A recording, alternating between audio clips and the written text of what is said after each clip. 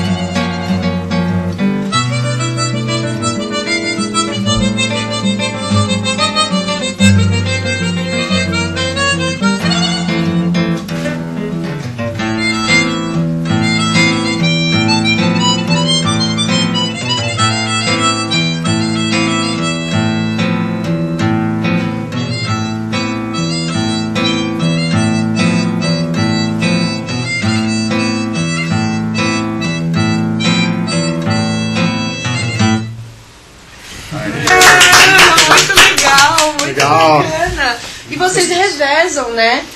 A gente como reveza. Como que funciona isso? Você toca gaita também, ele toca violão. Isso, na verdade, isso foi uma... Assim, a gente se conheceu, na verdade, por causa da gaita, só que os dois tocam gaita e violão, que nem você falou. E aí a ideia do grupo era montar um duo, e a gente ficou naquela discussão, mas você vai tocar gaita ou violão? Pô, por que não revezar os instrumentos? Todo mundo tocar. Exato. Se os dois sabem, né? O nome vem daí. 2x2, na linguagem musical, é uma métrica, é uma divisão da música. Mas é uma brincadeira de são dois caras por dois instrumentos, né? Então a coisa é fazer um revezamento de instrumento. E até isso ficou super bom pra gente, porque assim, o nosso objetivo é explorar realmente as sonoridades, as possibilidades dos dois instrumentos. E aí assim, os dois tocam violão, mas cada um toca no seu estilo. Olha então só. No final, os arranjos, assim, se a gente for tocar Bebê agora invertido, né, não que a gente tenha... Não preparou, não toca. Não desce, Não, se fosse tocar, já sairia outra coisa. Porque a sonoridade, cada um toca de um jeito, né? Acho que principalmente na gaita, né? Que a gaita ela tem muito isso de ser a forma com que você toca é muito pessoal no instrumento, na gaita, assim. Então a construção musical, assim, quando o Fernando sugere uma música que ele vem com o violão pronto, eu já espero ouvir algumas coisas que são das características do Fernando tocando violão. Quando eu chego com alguma coisa pronta no violão, é um outro espírito, assim, uma outra ideia. E a mesma coisa na gaita. Então, tirei a melodia tal. como é que você faria isso no violão? Isso está sendo muito produtivo, assim, está somando muito para Isso é bacana, a gente consegue perceber na música, quando a gente está escutando a música de vocês, a gente percebe mesmo, tem uma impressão, obviamente, né, a música, eu amo essas coisas que a gente vai falar, mas a gente percebe que tem uma impressão na música muito profunda ali do que vocês estão tocando, né? Isso é bacana. Muito pessoal, né? Eu acho que também. A gente... Contato musical, vocês são da área de teatro, vocês devem saber muito bem o que é essa coisa do incorporar, né? Vocês usam um figurino, um cenário para incorporar aquilo, né? A gente usa essa ferramenta, né? A gente usa um instrumento para poder incorporar aquilo e poder ter essa sensação. Esse é algo a mais que ninguém E acaba até passando também nossa personalidade pro instrumento, né? Isso é legal, assim, é uma coisa que reflete bastante no nosso trabalho. E uma pergunta meio, botar vocês na linha de fogo. Eba! Qual que é o favorito aí, então? Você prefere... Então, o Fernando prefere tocar o violão ou a gaita, ou como é que é? Qual que é o preferido de vocês? Vocês tocam outro? Então vai deixar você pegar outra, pegar se sobrar. Você gosta mais de gaita? Não, eu não tenho preferência, assim, dentro dos instrumentos que eu fui estudar, a gaita foi um dos primeiros instrumentos que eu peguei. Então, talvez eu me sinta um pouco mais à vontade na gaita, mas eu me identifiquei muito com esse menino aqui, que é o violão. Então, você se expressa tão bem. O violão é um instrumento do brasileiro, né? Tem é gente que nem toca violão, mas tem um violão em casa. Isso é muito comum. Qualquer roda de amigo, qualquer roda de amigos tem um violão. Alguém sabe, enchei o saco pra ganhar um violão, ganhei, tá lá. Tá lá. Tá lindo.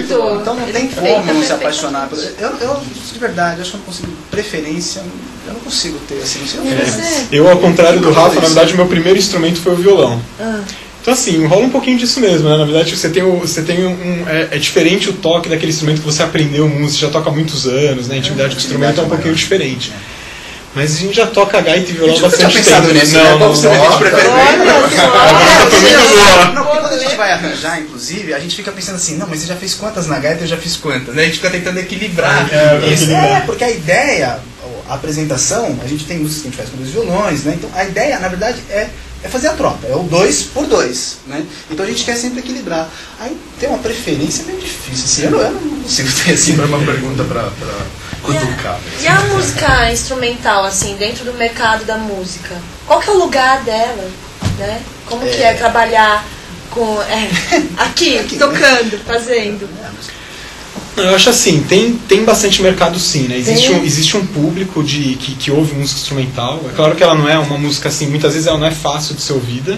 Então assim, existe a grande preferência pela música cantada, né? A música com letra. E a música brasileira, na verdade, tem essa questão sim da letra, né? Se você pega os grandes clássicos brasileiros, tem grandes poesias por trás.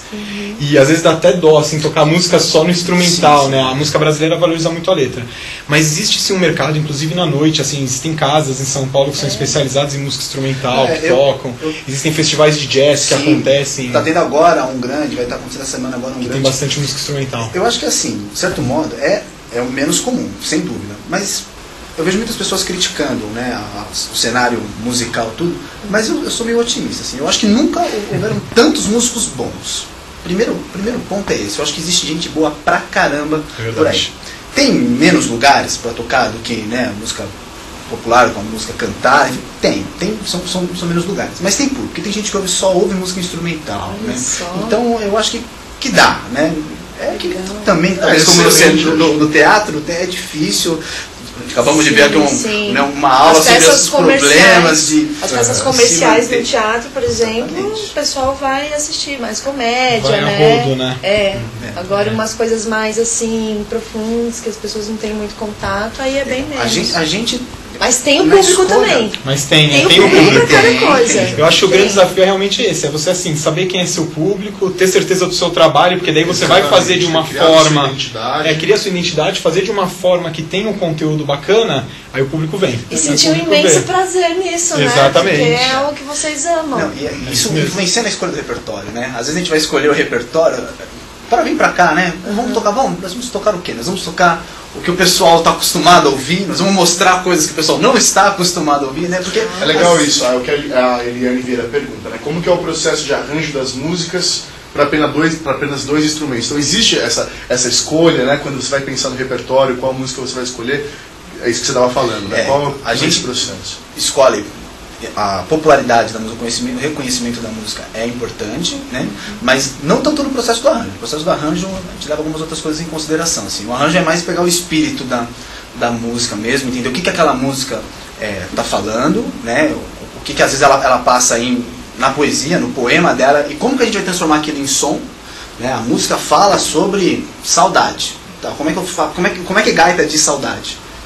Gaita de saudade. Como é que a gente consegue construir? Então acho que qual que é o som que leva essa mensagem, né? Fala de saudade. Né? Então a gente tenta pensar nisso. É lógico, a gente sabe que muita coisa passa despercebido para o público, né? Mas está lá.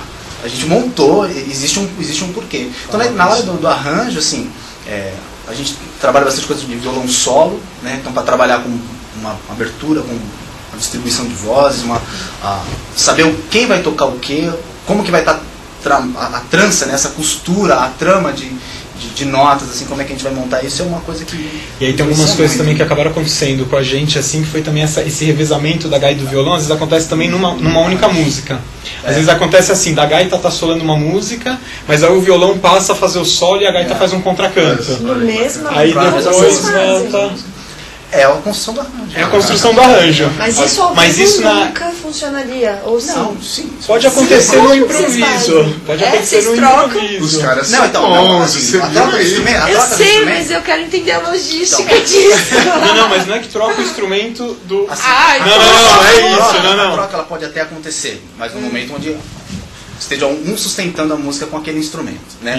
Eu digo assim, a gente na mesma música tem momentos onde a apresentação da música é feita com um instrumento e a exposição é feita com outro instrumento. A Cris Mota faz uma pergunta muito bacana aqui. Ela, como vocês dois sabem tocar os dois instrumentos, isso faz com que vocês sejam um pouco mais críticos quanto ao que está acontecendo, enfim, não só com o trabalho num todo, mas com o que o outro está tocando. Eu acho que sim. Sim, mas nunca não teve um impasse assim, entre a gente. A gente está trabalhando já nesse trabalho, o quê? Uns 6 meses. Mais ou menos. Não teve. Mas ao mesmo tempo, assim, como os dois conhecem os dois instrumentos, os dois sabem quais são as capacidades e quais são as limitações dos instrumentos. E é a troca que a gente falava agora há pouco, né? Um está acrescentando o outro, mas um conhece o desenvolvimento daquele, né? Então, a gente teve... Ontem a gente estava ensaiando uma outra música que a gente está arranjando, a gente passou quase que 20 minutos, sei lá, para decidir uma nota. Assim, mas qual vai ser a nota, né? Não, mas qual que é essa que você fez agora? Não, mas agora na gaita você vai fazer qual? Faz um ré, não, faz um... Sei lá. É um processo. Então, isso é muito bacana. Existe a troca, então dá para opinar com um pouco mais de propriedade, assim. Isso é interessante, né? O pessoal amou o trabalho de vocês aqui. A gente tem um monte de gente fazendo várias perguntas aqui. Nossa. Pode mandar. Quer dizer, a gente precisa de vocês de volta aqui no programa. Pode mandar as perguntas todas pela internet, né? O que não deu para responder aqui, a gente responde. Bacana, vocês têm o site de vocês, ou vocês querem deixar com a gente? A gente tem um site, é o www, é no Facebook, na verdade, é facebook.com/2x2. 2 o número. Não, é por extenso, escrito. 2x2 sem espaço, sem nada. Então assim, podem entrar lá, podem curtir, podem mandar mensagem pra gente, ouvir as músicas. Hoje as músicas não estão lá, mas logo a gente vai colocar as músicas, algumas gravações que a gente tá fazendo, vamos lá. A gente quer vocês de volta. Vamos escutar mais uma antes de vocês irem. Vamos fazer a troca então, né? Vamos. Faz a troca agora. A gente vai fazer Dia Branco do Geraldo Azevedo, do Renato Rocha. Que foi gravado pelo Grande Encontro, pela Barra Malha, o Grande Encontro.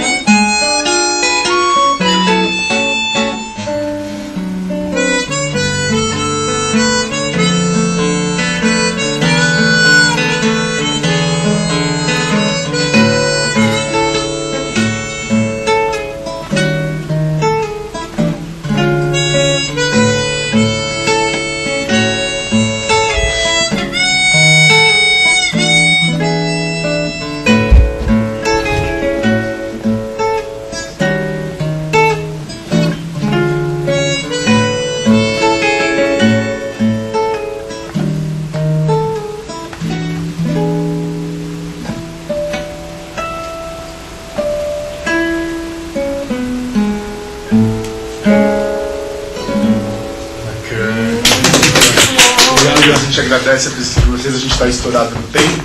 A gente com certeza quer vocês de volta aqui. A gente tem milhares de perguntas para serem feitas, então curtam eles no Facebook, curtam a gente no Facebook. E aí, sexta-feira que vem, Caute Taneiro e Carol Mafra aqui com outros convidados. Sexta-feira que vem tem mais Clique Cênico para vocês, então obrigado, Obrigado, meninas, pela Obrigado a presença. vocês. Tchau, tchau, Obrigado, gente. tchau.